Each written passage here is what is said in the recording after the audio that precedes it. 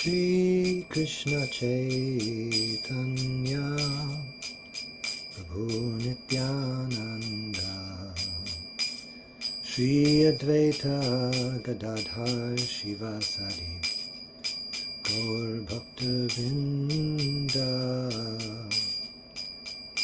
Shri Krishna Chaitanya Prabhu Nityananda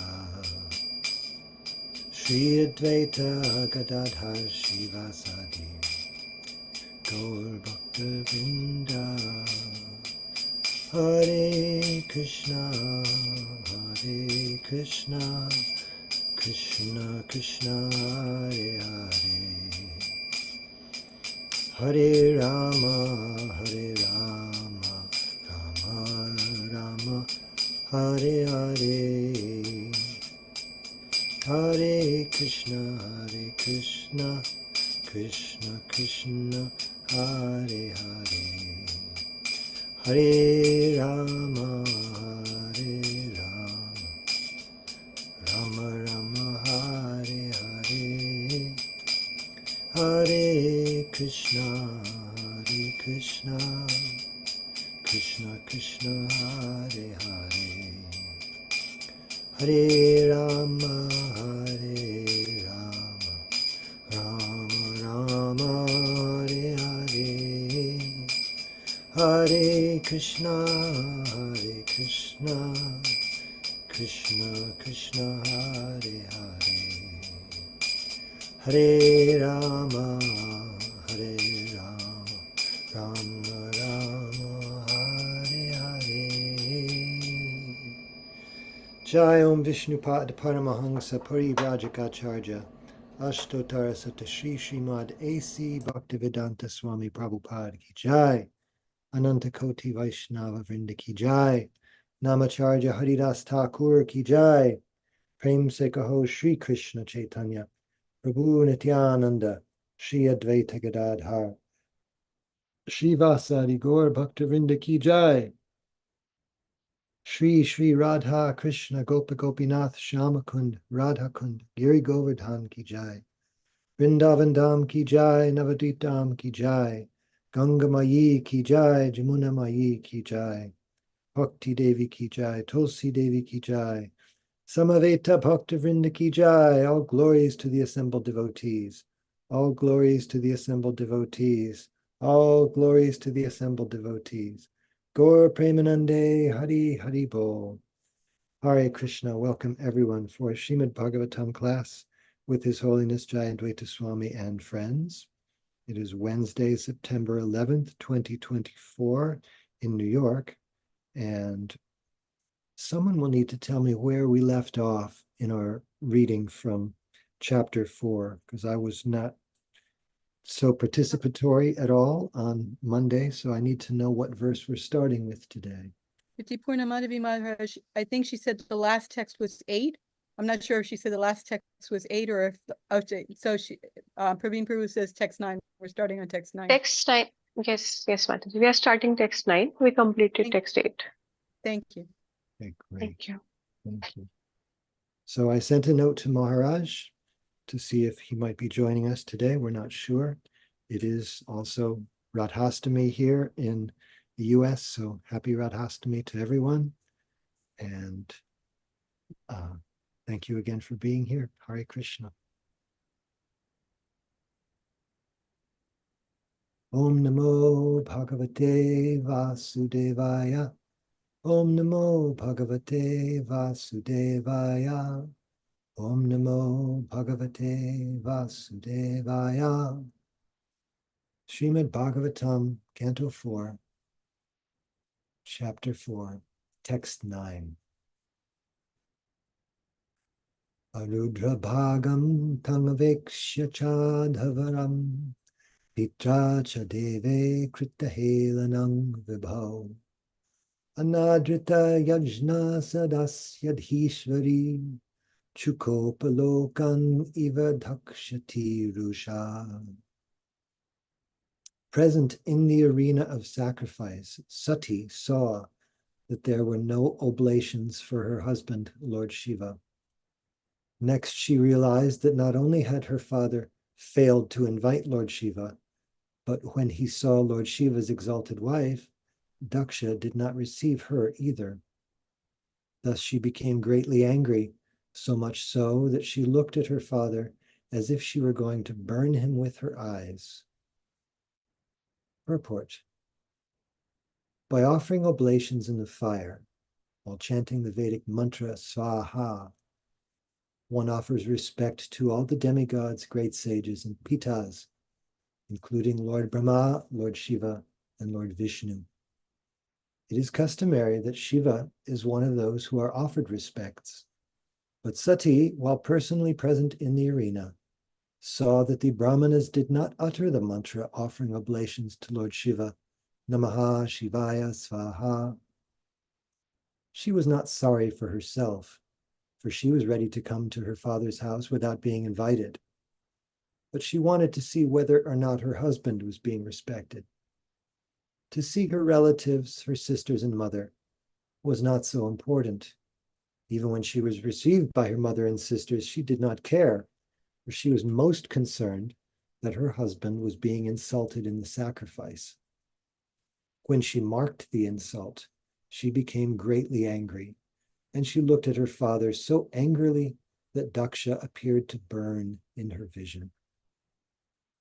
Om Jnana Timirantasya Jnananjana Shalakaya Chakshurun Militam Yena Tasmai Shri Gurave Namaha Shri Chaitanya Manobhistam Stapitam Yena Bhutale Svayam Rupa Kadamahyam Dadati Svapadantikam Vandeham Shri Guru Shri Yuta Padakamalam Shri Gurun Vaishnavamscha Shri Rupam Sagrajatam Sahagana Raghunathan Vitang Stang Sajivam Sadvaitam Savadhutam Parijana Sahitam Krishna Chaitanya Devam Shri Radha Krishna Padan Sahagana Lalita Shri Vishakhan Vitangscha He Krishna Karuna Sindho Dinabandho Jagatpate Gopesha Gopika Kanta Radha Kanta Namostute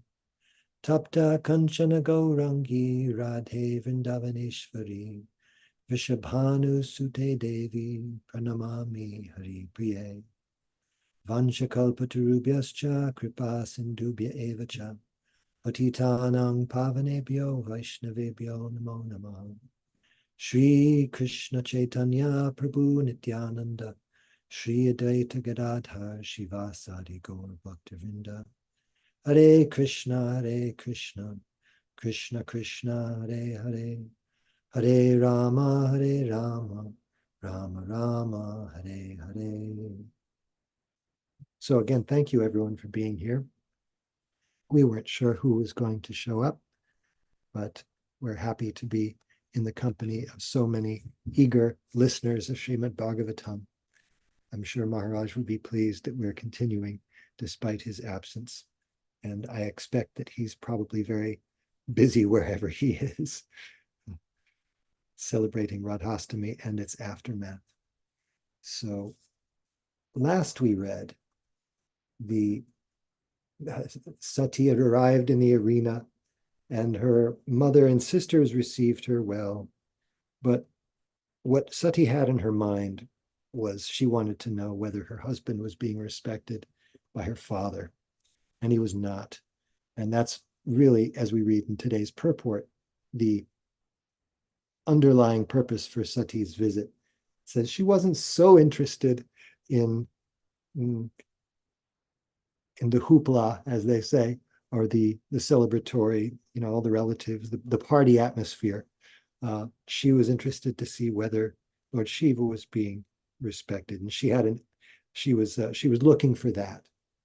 And both Prabhupada and Srila Vishwanath Chakravarti Thakur mention here that she noticed right away that the mantras that were supposed to be chanted for Lord Shiva as part of a sacrifice like this were not being chanted. And so immediately she became angry because she was anticipating this. She didn't like it. She was hoping that it would be different, but it wasn't different. So she was immediately very angry. And this you can see this is a time of when someone notices that a mantra is not being chanted, this indicates a very high civilization. That it's a very subtle science, this art of chanting mantras in yajnas and sacrifices, and everything has to be done just so, or else the sacrifice doesn't have its intended result. And she noticed that this mantra for Lord Shiva, what is that mantra? Namaha Shivaya Svaha. It says she was not sorry for herself. In other words, she was more upset that her husband was being excluded from this sacrifice than she herself was being slighted by not being properly received by her father. And in this connection, you can think that for a Vaishnava, for their own what I want to say, honor or pride, if they're insulted, they're not upset so much. But if another Vaishnava is insulted or the Lord himself is slighted, then they become upset. So Sati is taking this position in this connection. Let's see what Srila Vishwanath Chakravarti Thakur has to say. It's a short purport. He says, hearing the oblation mantras and seeing a sacrifice devoid of offering to Shiva, and understanding that ignoring her was a slight to Shiva, she became angry. So it was this second time in a very short time that she was appearing to burn someone to ashes with her gaze. Sorry, Krishna. Tulsi Priya, you have your hand up. Please go ahead. Hare Krishna, obeisances to all the devotees. What I was thinking of, because when I first heard this, that she wasn't so upset for herself, she wasn't so concerned for herself, when we've been hearing description after description that she wanted to go see her father and she wanted to see her family and she wanted to see all the festivities and everything like that. So all of that argument from her was ostensibly for herself. Now we're hearing, no, she's not concerned for herself. So this reminds me of the pastime of Dhenukasura, the killing of Dhenukasura. Dhenukasura was causing a ruckus in the Talavan forest, right? And the cowherd boys go to Krishna and they say, oh, we want to have the fruits in the Talavan forest, but we can't have them. We're so thirsty. We want those fruits, but we can't have them because of this demon. So then Krishna goes and kills the demon. But the idea is that the cowherd boys weren't interested for themselves. They wanted Krishna to have the fruits. So they made this excuse, we want it for us. Because if they had said, oh, we want you to have the fruits, he'd be like, I'm cool without them. I don't need the fruits, or whatever. But they did this pretext for Krishna to go into action, because he wouldn't have, presumably he might not have done it just for himself, but because it was for the cowherd boys. So in the same way, I'm thinking, did Sati say this because if she had said, I want to go and make sure they're respecting you properly, he would have, he probably would have said, no, I don't care. It doesn't matter. Don't look for trouble, whatever. But because she wanted to do, he didn't give his permission really anyways, but neither did he forbid her directly, So I'm thinking that was just a pretext to go and I could see how that would be the case. What you're really concerned about, given the first episode where he wasn't respected, it's like, all right, are they doing better now? And in one sense, Lord Shiva already knew. He knew what was happening, and he didn't want her to go. But it's typical psychology of and I'm gonna say of a woman, that you know what's going on, but you want to see for yourself. You want to see for yourself. You don't believe it. You don't want to believe it, but you got to, or it's happening and you got to see for yourself. And it's, it never ends well. That's all. Hare Krishna. Hare Krishna. Yeah, thank you for that observation. That's good. That's good. Yeah, the subtext is always rich. Yeah, and in the case of the fruits of the Talavan forest, the cowherd boys are saying, Can't you smell those fruits from here? Yeah, the psychology. Hare Krishna. Oh, I should post the verse. I'm trying to do too many things at once and not doing anything well. Please hold on just a moment. 4,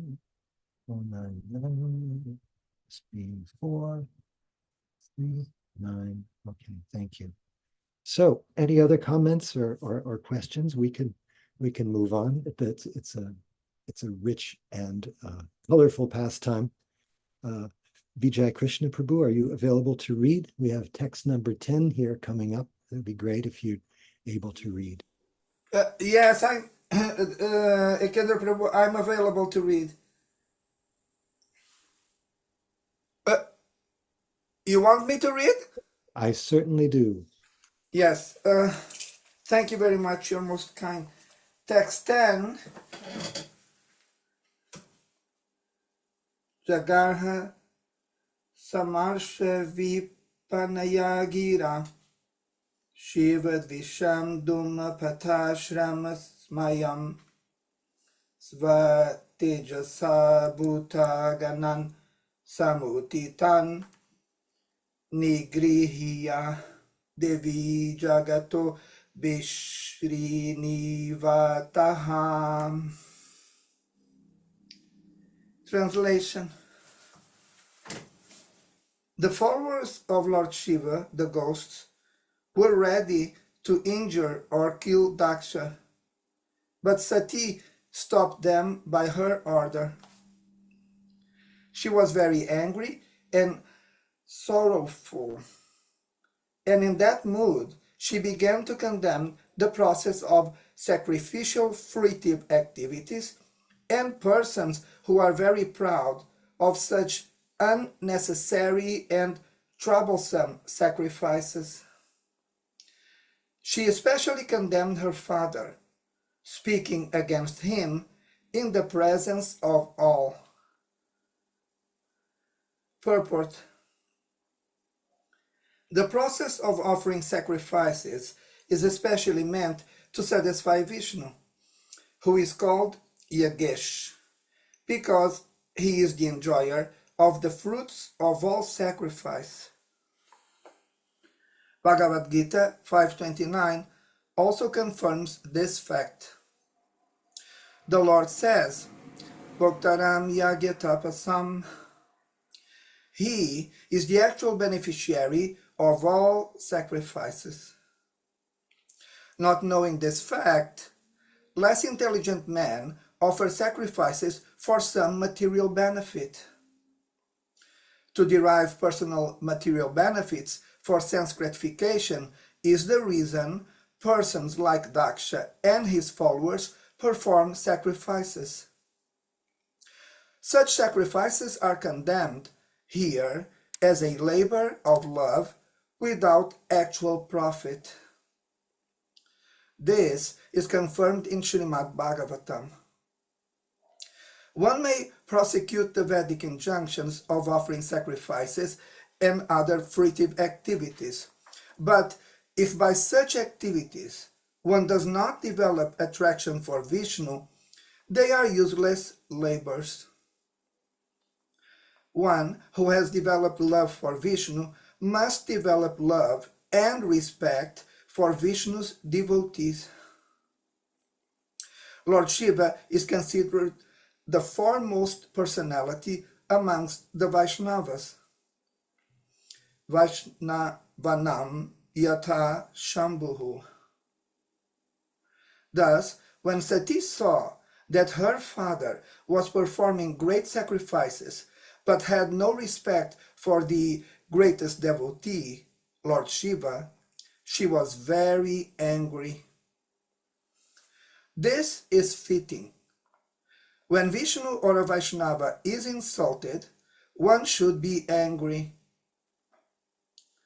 Lord Chaitanya, who always preached non-violence, meekness, and humility, also became angry when Nityananda was offended by Jagai and Madai, and he wanted to kill them. when Vishnu or a Vaishnava is blasphemed or dishonored, one should be very angry. Narottam Das Thakur said, Krodha Bhakta Dveshi Jani. We have anger, and that anger can be a great quality when directed against a person who is envious of the Supreme Personality of Godhead or his devotee. One should not be tolerant when a person is offensive towards Vishnu or a Vaishnava. The anger of Sati towards her father was not objectionable, for although he was her father, he was trying to insult the greatest Vaishnava.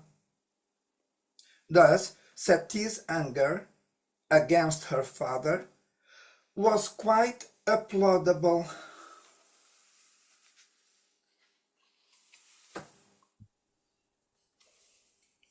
Thank you for reading, Prabhu. We'd love to hear your thoughts if you have some to share. You're welcome, Ekendra Prabhu. I more or less at the middle of the purport, there's a quote which goes as follows. Yes, quote, one who has developed love for Vishnu must develop love and respect for Vishnu's devotees. End quote. So this quote inspires me to say the following.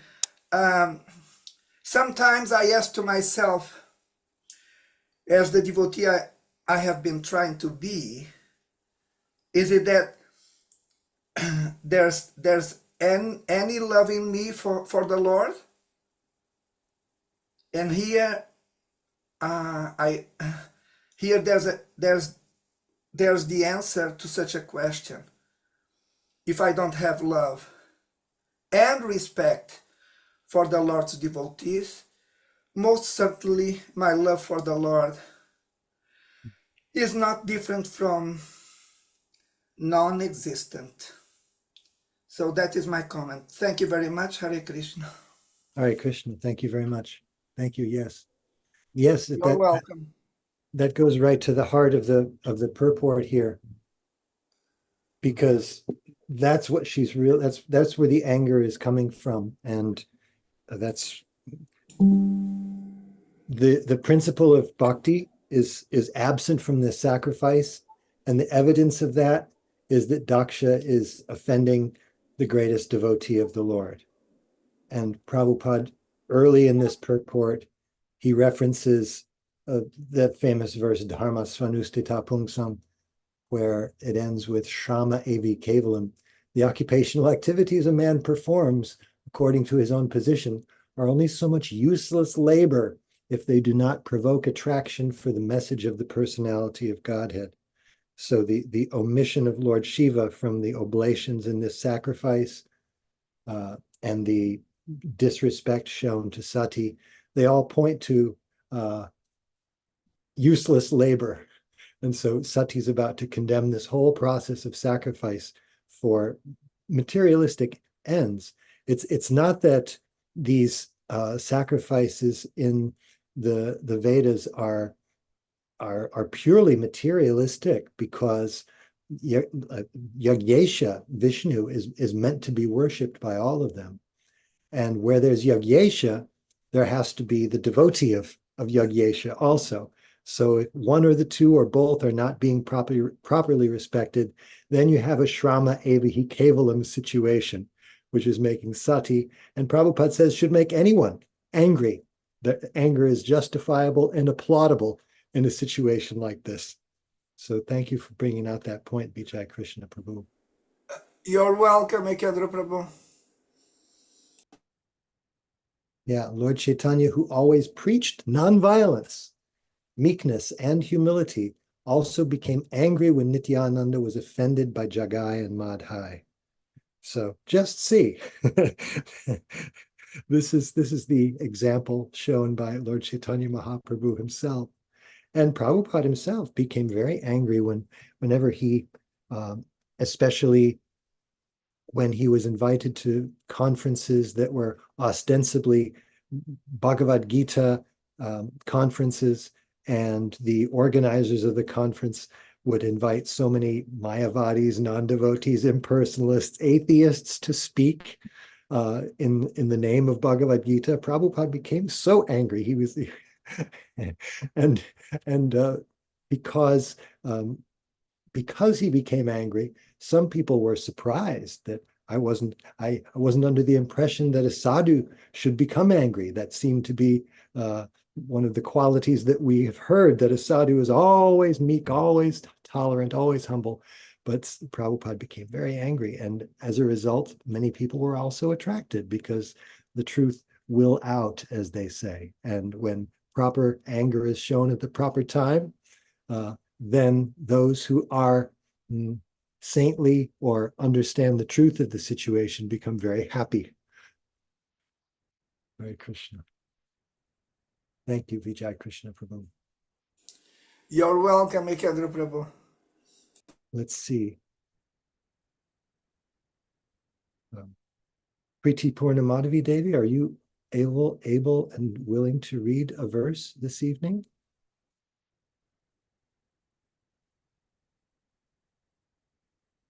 Yes, Prabhuji. Thank you. That's so we're in text number 11 now. Yes.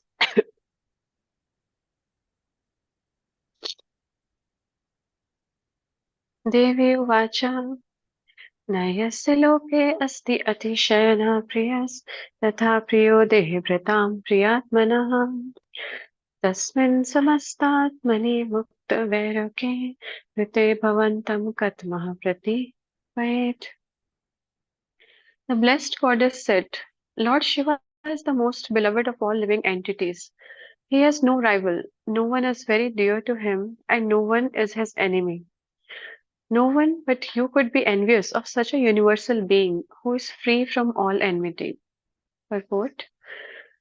In Bhagavad Gita, chapter 9, text 29, the Lord says, Samo aham sarva bhuteshu. I am equal to all living entities. Similarly, Lord Shiva is a qualitative incarnation of the Supreme Personality of Godhead. So he has almost the same qualities as the Supreme Lord. Therefore, he is equal to everyone. No one is his enemy and no one is his friend. But one who is envious by nature can become the enemy of Lord Shiva.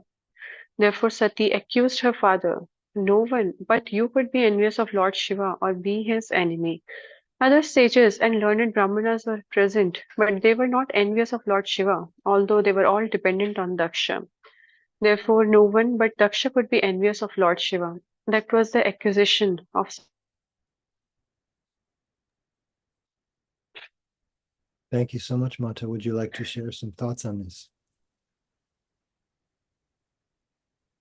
I remember one quote by Sri Prabhupada that he used to say, obligations are binding. Somewhere he has said, I think I read in a purport. So similar thing happened in the war of Kurukshetra, that when we are obliged to somebody, when we are taking favors from somebody and dependent on somebody, we are obliged to do something for them, even though it is not right. So here it is mentioned that the Brahmanas and the sages were not envious, but because they were dependent on Daksha, they had to follow him in what he was doing, and they did not raise their voice against the wrong that Daksha was doing. How it happened that Bhishma Pitama and Dronacharya did not, and other kings also present in the assembly where the wrong happened with Draupadi. They did not raise their voice, and they also sided with Kauravas because they were favored by him. So when we are not obliged to do somebody's favors, then it is a liberating thing. We can do what is right. Thank you. That's all I have for this one. Hare Krishna. Hare Krishna. Thank you so much. Yes, your point is well taken. It's, detachment is a underrated virtue, and sometimes we see that the opposite, that attachment can lead you into so much difficulty, so much political turmoil. If it's all right, I would like to read the commentary of Srila Vishwanath Chakravarti Thakur on this. he has quite a bit to say, and I'm curious to see what that is. He says, Sati criticized Daksha in 13 verses. So she has a lot to say. There is no one greater than Shiva, since he is the Lord. There is not one dear or not dear to him, since he is self-satisfied. Another version has Atishayana Priya, which means no one is greater than him, and no one is more affectionate than him. Though this is a dvandva compound, optionally all dvandvas can be put in the singular. Those of you who are conversant with Sanskrit know exactly what he's talking about here. I don't. An example of this is the Panini Sutra Utkalo Hrashva Dirgha Plutaha. This is from Panini. Hrashva Dirgha Plutaha is a dvandva compound, but is in the singular. So this is in reference to Lord Shiva. He is the dear Atma of all the living beings. He is the cause of the whole universe, Samastatmani, except for you, meaning except for you, Daksha. Who acts against him? Only you would.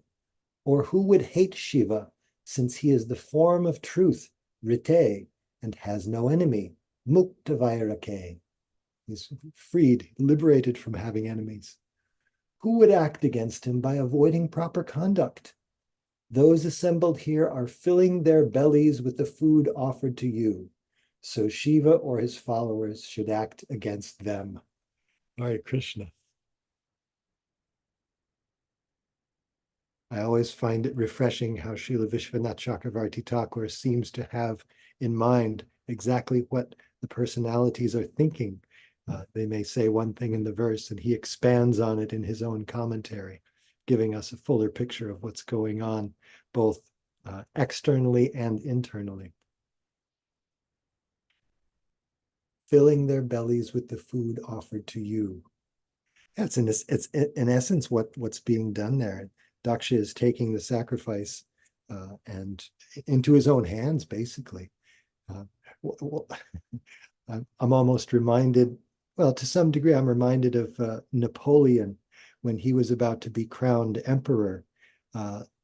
The ceremony was that the priest was to consecrate, or what's the word? I can't think of it right now. Give the king the kingly power. It comes from the church. But he was so full of himself, let's say, that he took the crown from the priest and put it on his own head. And by that action, he not only crowned himself king, but gave himself absolute, authority to crown himself. In other words, who needs God? Who needs the church? And so Daksha in this instance is saying, who needs Lord Shiva? He's just out for his own gain. And Sati is going to spend a long time criticizing him. 13 whole verses worth of criticism for Daksha are coming your way. Hare Krishna. Any other comments or questions here?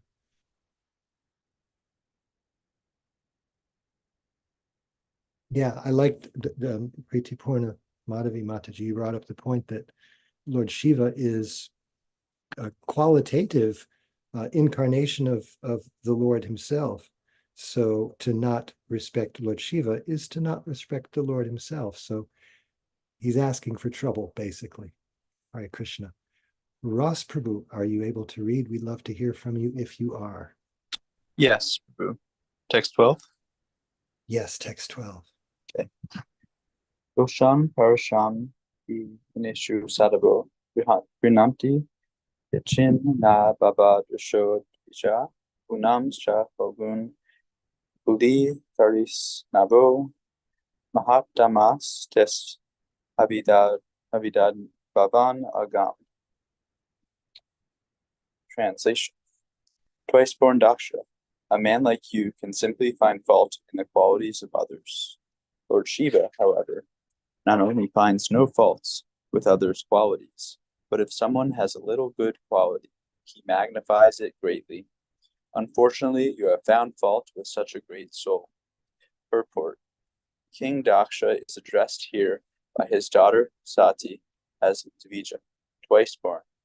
Twice born refers to the higher classes of men, namely the Brahmanas, Kshatriyas, and Vaishyas. In other words, Advija is not an ordinary man, but one who has studied the Vedic literature from a spiritual master and can discriminate between good and bad. Therefore, it is supposed that he understands logic and philosophy. Sati, Daksha's daughter, put before him sound arguments. There are some highly qualified persons who accept only the good qualities of others.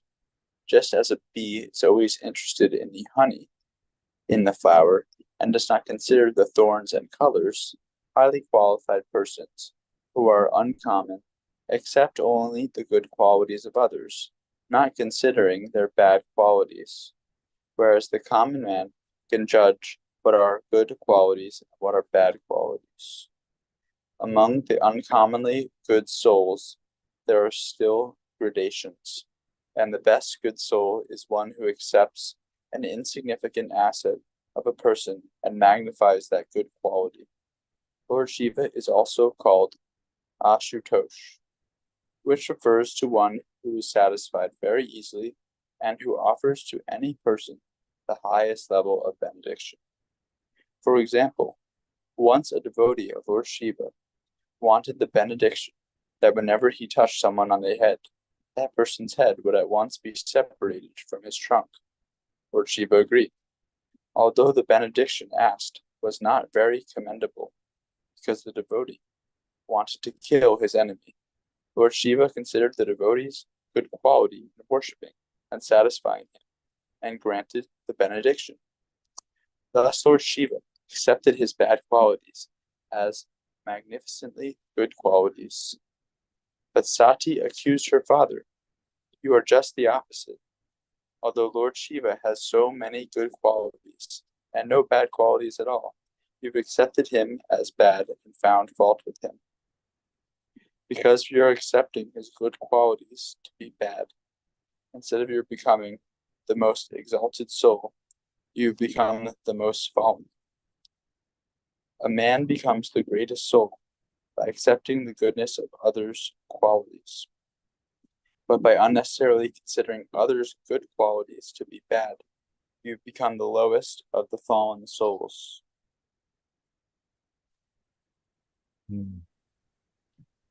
Thank you for reading. Love to hear if you have some thoughts to share on this. It'd be great.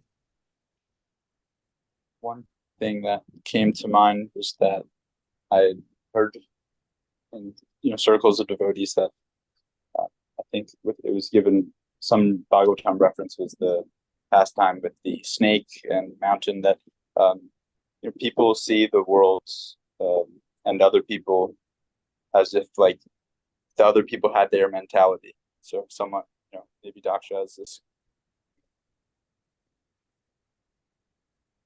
poor mentality, then you might see Shiva as having the same mentality, but Shiva's mentality is totally different. Yeah, that's all. Good. Yes. The phrase that comes to mind based on what you're saying is Atmavan Manyate Jagat, that a person, the tendency is to see everyone as you yourself are. That if you're envious, you think everybody's the same way. And you're yeah.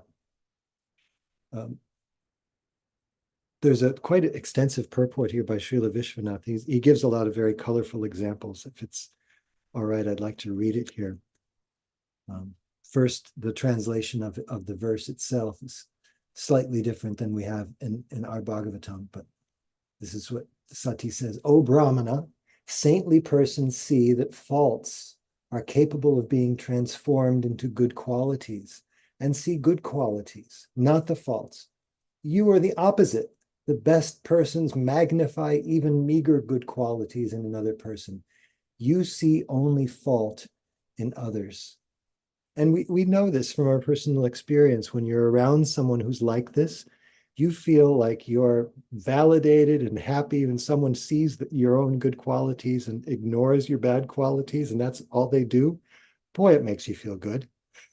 One of the names of or the qualities of Krishna is Bhava Grahi Janardana, that the Lord sees our good he grasps he grasps the good qualities, he holds on to those, and he considers others less important because all living beings are parts and parcels of him. So he's always wanting to see the best in others, even if we don't even show it that often. And here's the commentary. In order to say that in improper Daksha's assembly all are improper, she describes who is proper and improper.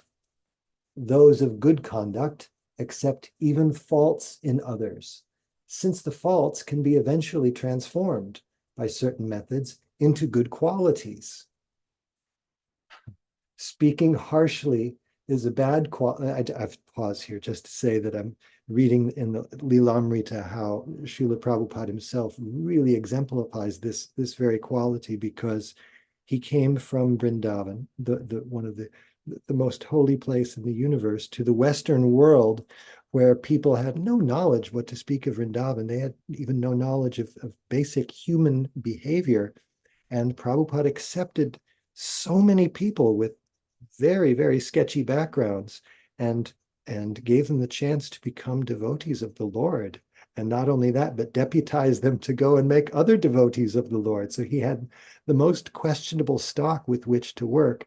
But because he accepted, oh, this person has done some service for me, whatever it may be, I'm going to give my mercy to him and empower this person. And that's how we are all sitting here today.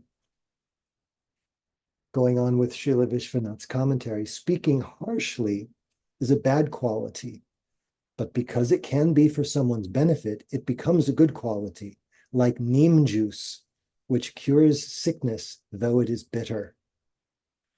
Persons who see in this way are to be considered good, mahat or sadhu. Sati sarcastically addresses Daksha as a brahmana, a dvija. You are not like that. In other words, brahmana in name only, brahmana in shutter quotes. You're a brahmana. You are not like that. Persons like you think that good qualities will turn into faults. So just the opposite. You will think that someone who wants to help others will become greedy for their assets. Such persons are not gentlemen, asadu. Some others, overlooking the faults, see good qualities. And now he gives an example. Seeing a merchant, though a materialist, they conclude that he takes care of guests nicely and is worthy of deliverance. They praise the good qualities and not the bad qualities, seeing conditions as they are. And here's the thought here in quotes. This person has renounced, but he also eats a lot. He does not simply think of him as a gluttonous beggar. These persons are superior, mahatara. Others see faults only, overlooking the good qualities. And the example is there of the honey versus the fly. The honey, no matter where he's getting the pollen from, he's happy. And the fly just goes right to the dirty thing, the sore, the infected wound, just the opposite. Others see faults only, overlooking the good qualities. Now another thought here. This sannyasi eats ghee rice to fill his stomach. He is lusty and should be considered fallen. This person is even more improper. Asadhutara, the most asadu, the most not good person. Others take small good qualities and magnify them and do not even see small faults. This person has stolen my cloth because he is cold, and though he has a weapon, he does not attack me because he is merciful. He is virtuous. Such a person is the greatest Mahatma. Others take small faults and magnify them and see no good qualities at all. And here's a quote showing that. This renunciate has given up the forest and lives in the house of a married man. He only wants to steal their money. This is the worst person, asadutama. Others see good qualities in others where there are none. In this world, there are no bad people. Everyone is good. They are also the very greatest. So that he's describing the topmost platform of a Vaishnava, the Mahabhagavata, who sees that everyone is a devotee of Krishna except me. They are also the very greatest. Ati Mahatma. Ati being the intensifier of what comes after. Ati Mahatma, the greatest of great souls. Others see only faults in others, even where there are no faults. In this world, no one is good. Everyone is evil. They're the very worst. Atyasadhutama. According to the amount of sattva, one is considered good, sadhu. Though there are many types of good persons, they are divided into 4 types: Mahat, Mahatara, Mahatama, Ati Mahatama.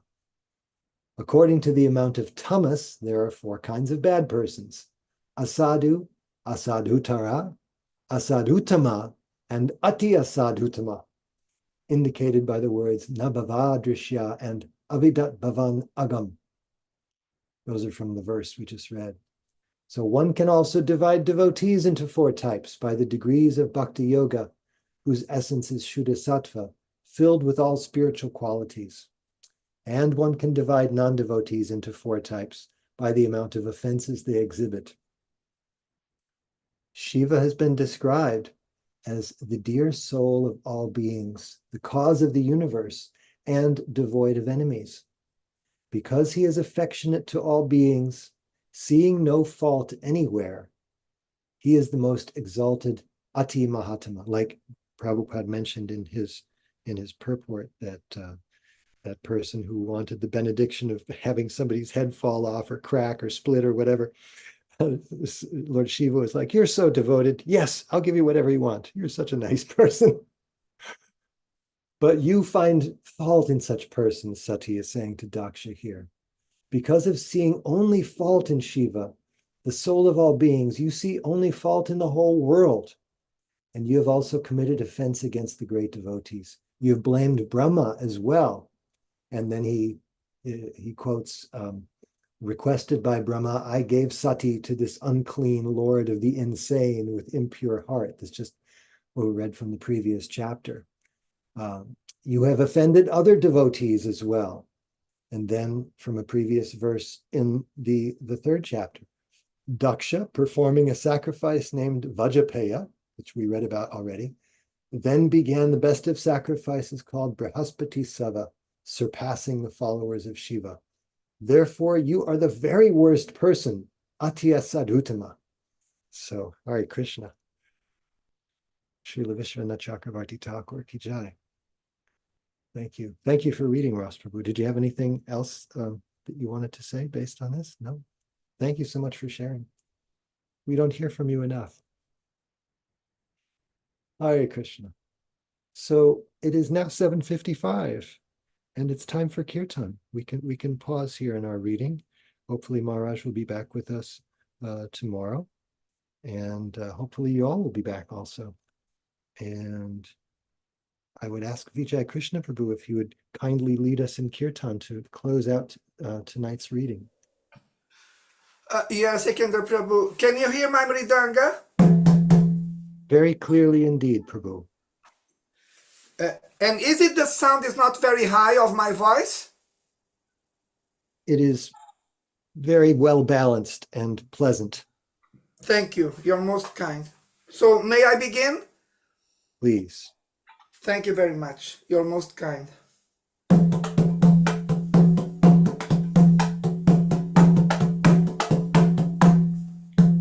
Hare Krishna, Hare Krishna, Krishna Krishna, Hare Hare, Hare Rama, Hare Rama, Rama Rama, Hare Hare, Hare Krishna, Hare Krishna, Krishna Krishna,